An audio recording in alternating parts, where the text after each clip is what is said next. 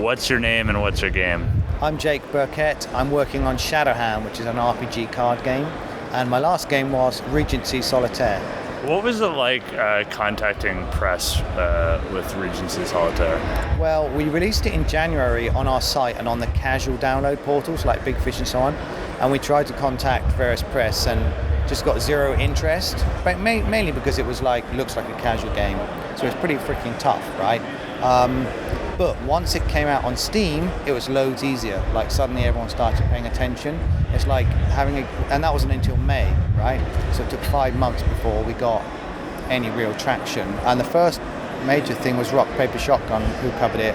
And then their tastemakers, and then other people kind of started writing about it after that, and Giant Bomb played it and stuff like that. Yeah, I saw the Giant Bomb quick look, and I just found it, I don't know, I've never known somebody that had that kind of coverage, because it's they genuinely like the game, yeah, but their initial interest in it is almost it was comical, wasn't it? Yeah, comical, or not necessarily ironic, but they wanted to rip it, didn't they? Yeah, they wanted to rip it, or oh, this looks oh look, a solitaire game, and then it's oh wait, I actually enjoyed this. Yeah, and then they got into the strategy of it, and then nearly losing, and it turned out to be a great video in the end. It really helped us. We got a spike bigger from that than the launch.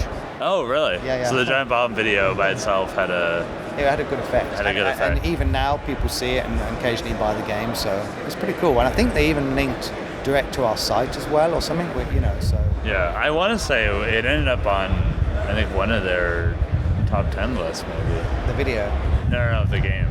Oh, I don't know. It did win a few awards. It won Rock, Paper, Shotgun's Card Game of the Year, and Eurogamer's Unsung Game of 2015. The editor's a real big Solitaire fan, so...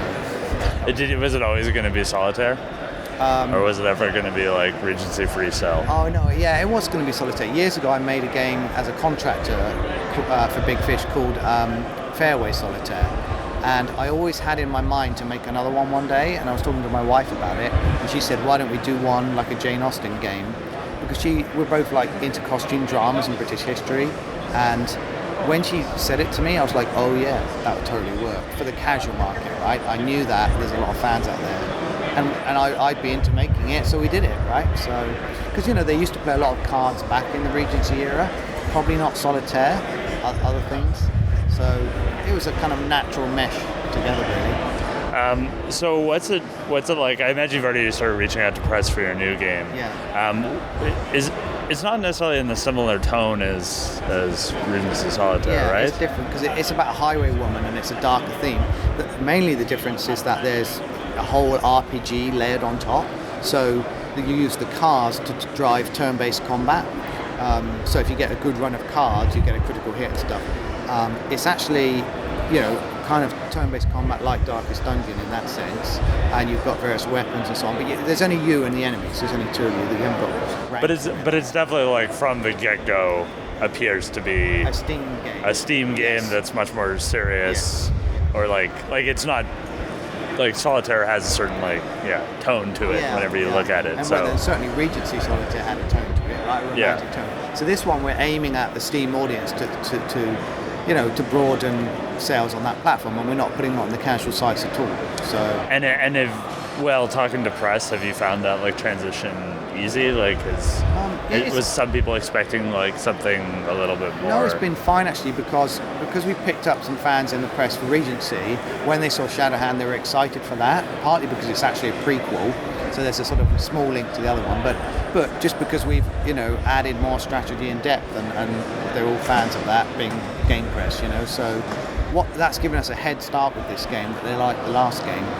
So it's given us an inroads. Plus we did 3 shows in the UK, EGX, Rezzed and a PC Gamer Weekender, and when we talked to more press there, and got feedback from players, so it's been pretty good. But what we don't have is any kind of US press interest, because I haven't done PAX or, any other sort of... Why not? Are you waiting for the game to be further along, given the cost, or is it? A couple of reasons. Well, I'm working with Positech Games, Cliff Harris. He's publishing it, right? So he's got a budget in mind for the marketing, and we spent, a good amount of that in the UK. The idea in the UK is that we're a small fish in a big sea, No, the other way around. Big and fish, small pond. Yeah, that thing. So we were able to contact the press, but whereas over here it's a lot harder, I think, if you're just some indie rolling up with the game to get some kind of attention. And also it seems like you having those in-person conversations helps for whatever reason, even though everybody should just read every email they get. So I think, there's that kind of side of things. We wanted to do the UK first, and there's a budget and stuff. Plus, also the game has taken longer than planned. The idea was like, do these shows, ship it. But I've basically overscoped it and added in loads of cool stuff. So it's taking longer, and I keep thinking, it's nearly ready, and it's not nearly ready. And so we failed to plan ahead to do other stuff. But to be honest, shows are really, what it's like, really tiring, right? And so... Yeah. And I don't even need to travel that far for most of it. Yeah, and if you've got to travel and be jet lagged and stay there all day, and I actually couldn't almost face doing anymore. I just want to work on the game and finish it. So we'll be doing more marketing to do with like sending out keys and contacting the press, and we might engage a PR company for the last bit. Plus advertising. Cliff is really big on advertising on Facebook and Twitter and Reddit and stuff, so he really knows how to do that stuff. And that will give us a boost which maybe other indies won't have because they don't have an advertising budget. Yeah. And also maybe like when you do go to smaller shit, like if you go to GDC or something like that and there's the mix, there might be a spot for you there. Yeah, well we did the mix. I did actually do the mix, admittedly, but I don't think I got any press. So, It's a bit tricky now, but we will submit it to the RGF and a few other things and see how those go, though by the time the IGF rolls around, we should have shipped anyway by then. Okay. So it might be nice if it gets a mention. We'll see what happens. But marketing is the hardest part for me. I actually obviously enjoy sitting down, making a game and thinking it through and coming up with all the design. But the marketing stuff's a whole new, different puzzle. Yeah, and a lot of it you're spending dollars just to test. I'm going to spend this amount of dollars on a web ad and see how it performs. That didn't work, or worst case, I don't know if that works. It's like just throwing money into a black hole sort of thing. You just gotta. So, but that's why I'm trusting Cliff to get on with that sort of stuff and let me make the best game I can make. I mean, it's like everything's a multiplier to success, right? Marketing's part of the picture, but the other part is clearly make a good game. Most of the time, not always. It's some weird stuff. It helps. Yeah, it rarely hurts. It should help. You can't do that on its own, but that's the bit I can control. Is how good I make the game. Yeah, I mean that was the thing for like the first game I made just by myself, like right out of school, was like teaching. The thing I left it was like expressing to people why a game is fun. Right. Is almost like as much work as actually making something that's fun, because you're not going to be able to be there like explaining everything. Yeah. And that communication, trying to do it naturally or in an engaging way, is like really, that's a whole other thing. Yeah. And one of the good things about going to the shows was the last show I did, people played the demo from the beginning to the end and they didn't need any prodding or prompting from me. Like I structured the tutorial and I wanted to test it there and it worked, right? They were able to play it to the end and they looked disappointed when it finished. So I'm like, this is a good sign, right? And there were, a mixture of people playing the game, different ages, genders and so on. And whereas Regency was kind of primarily women gamers, Or it had that casual game aesthetic. I mean, men are missing out. It's a good game, but but Shadowhand they seem more willing to dive in, and that's increasing the market for us anyway. So and I'm really into the game. I'm very enthusiastic about British history, and we've researched all these locations. We've been to them, and my wife Helen has researched the characters, the costumes, all the items, and it's just coming together pretty well. So we're excited for it. And that's good that you're excited. Yeah, and I was inspired by Darkest Dungeon. We came up with the idea beforehand, but then I played that early on. I played Dark Souls in the middle of development, Witcher 3 in the middle of development, a few other things, and all of those percolate and come up with ideas about the UI or some combat system stuff or... Yeah, I mean, my biggest form of inspiration is playing other games. Some people don't, and they say, I don't, but I cannot develop in a vacuum. Yeah. I mean, one of the best ideas we got for Regency was to add in a hard mode, and I added that in a week before launch, and that was because I was playing Dragon Age Inquisition with my wife, and I think there was some difficulty setting, and we looked at it and we were like, maybe we could do that in Regency Solitaire, and then we did it, right? And perhaps if we hadn't played Inquisition, we wouldn't have added it, but it basically doubled the playtime, because loads of people beat it and then went back and did it on hard mode. Yeah. and that takes longer to beat anyway. And it doesn't take a whole lot of extra content. So people are playing it for longer, which is another factor in terms of virality of the game, right? Because you see your friends are playing. Yeah, you see that indicator pop up on Steam. Yeah, and people play Regency Solitaire to the end very often. A large number of people go right through and not sort of play it for 5 minutes and stop, so that's one of its strengths.